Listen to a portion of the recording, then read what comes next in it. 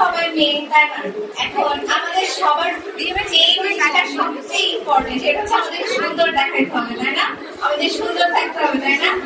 আচ্ছা, কে কে সুন্দর থাকতে চাই না দেখি তো? কেউ? তুমি সুন্দর থাকতে চাও না কেন?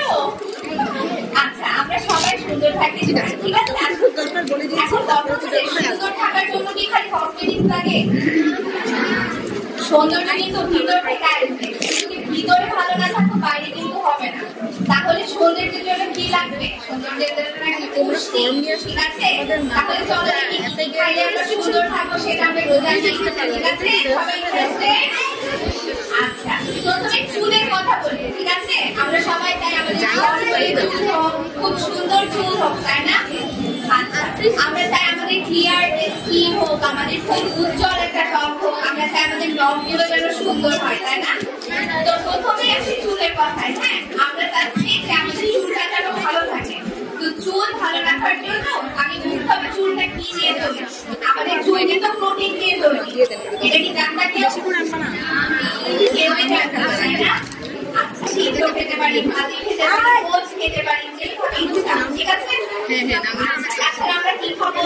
মাছ খাবো, মাংস খাবো, দুধ খাবো, ডাল খাবো, ছোলা খাবি খাই, তাহলে আমাদের চুল ভালো থাকবে, নখ ভালো থাকবে, ঠিক আছে? আয়রন, আয়রনের নাম শুনেছো কখনো? আয়রনও কিন্তু আমাদের চুলকে ভালো রাখতে সাহায্য করে, নখকে ভালো রাখতে সাহায্য করে। আয়রন আমরা কিসে কিসে পাই কেউ জানো? লবণে আয়রন থাকে না বাবা। আচ্ছা, আয়রন আমরা পাই হচ্ছে লাল মাংস, ঠিক আছে? পালং শাক, সবুজ শাক, এগুলো থেকে আমরা আয়রন পাই, ঠিক আছে? তাহলে শাক খাবো, অবশ্যই খেতে হবে শাক, তাহলে চুল ভালো থাকবে না, ঠিক আছে? আচ্ছা, তারপরে একটা পুষ্টি উপাদানের নাম বলবো, দেখো তো কেউ জানো কিনা? সেটার নাম হচ্ছে বায়োটিন। শুনেছো কখনো? বায়োটিন কিন্তু আমাদের চুলকে ভালো রাখতে সাহায্য করে, নখকে ভালো রাখতে সাহায্য করে। এখন আসি ত্বকের জন্য আমাদের হেলদি স্কিনের জন্য কি খেতে হবে একটু শুনি সবাই।